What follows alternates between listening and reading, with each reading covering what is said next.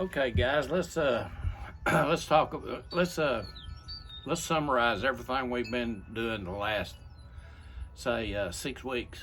Okay, and it started out with containing the golf club in our takeaway. Okay, the Martinaire's way of, negatively loading the shaft and all that. Y'all know what I'm talking about. Started there, and I think everybody got that.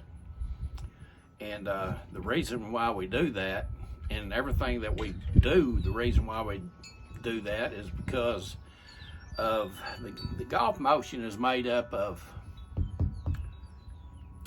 motion that is going on around us, and we're a part of it. 360 degrees in 3 dimensions. Okay, I mean, you're looking at me on 2 dimensions, so anyway. The camera doesn't show 3 dimension, but we're moving in all different directions in 3 dimension in a golf motion that takes about 2 seconds. Okay. Now, what the problem is with golf, and the reason why people don't get any better, is they hadn't boiled it down to what is important. Well, what is important is to be able to control the motion that you're making, whether it be rotational or lateral motion in the golf swing. I mean, up and down, yeah, you'll have a little up and down. Some of you may, and but that's what you're missing. That's what you're not seeing the big picture.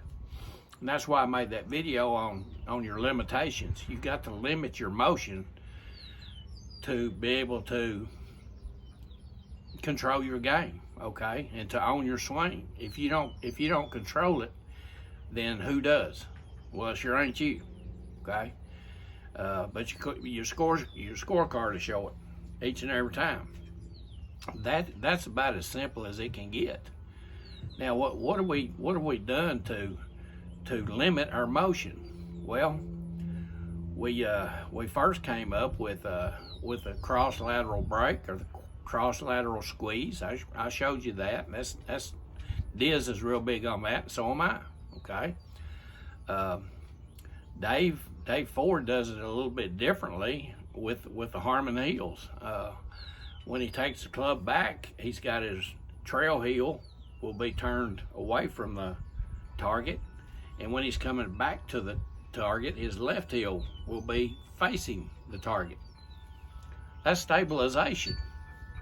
That's a break,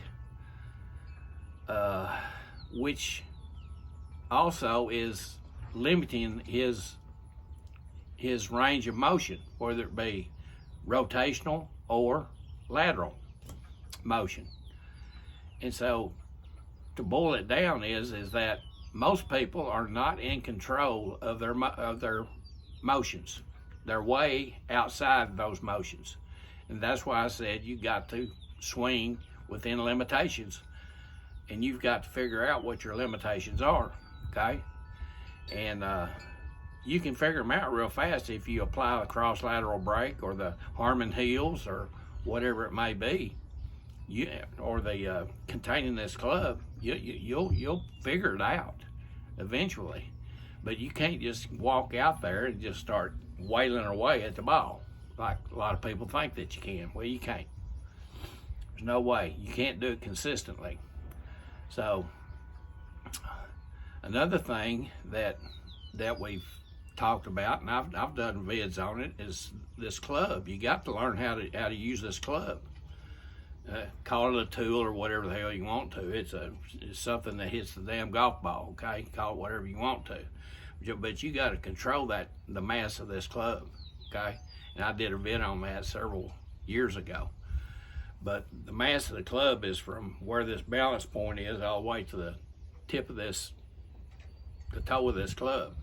That's the mass. Okay, you got to be able to control it. Most people, when they're coming back to the ball, they'll come back to the ball like this. They'll have the mass up here, way above their left arm, and you can't control it that way. There's no way. You have got to get this mass of this club down here, under these hands or behind these hands. Okay, that's the only way that you can come back to the ball with this club the way it's designed, because it's designed to go whoop like that, just like that. That's the way it was designed. But if you come in here like this, you're chopping wood. Okay, the mass of that club is way above your hands, and you can't control it. You're just out of control. So, to own your swing, we have given you a blueprint, and it's not very much, okay? And it all evolves around the motion that you're in, that you're doing in 2 seconds, okay? You got to understand that you got to be in control of that motion. You can't be outside of that motion, because if you are, you're going to struggle. Why do a motion that's outside of what you actually need? I know a lot of people are going to argue with me, but I really don't give a rat's ass. You're wrong. Okay? Stay within your limits. Know your limits, and play the best golf that you possibly can. In fact, you'll own your swing if you learn how to do this. It's so simple. Okay? You're controlling the motions, whether it be laterally or rotationally. Rotationally and laterally is all blended, and that's the golf swing. That's how it is. That's how it always has been.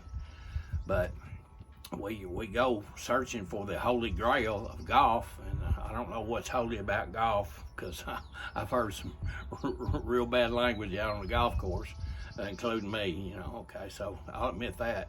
And grail, I think that was a cup that Jesus drank out of at the Last Supper. So what's that got to do with golf? It doesn't have anything to do with golf, other than, okay, I got a cup and I got all this information in it. I just poured over my damn head and think I'm going to be a good golfer. Well, no, you ain't got to know all that crap.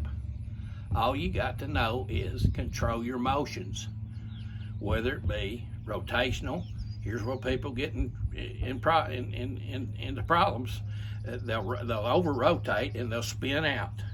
As soon as you spin that lead side shoulder, you're gone. Okay, that's what the brakes are all for. That's what the Harmon heels are for. That's what the cross lateral squeeze is all about.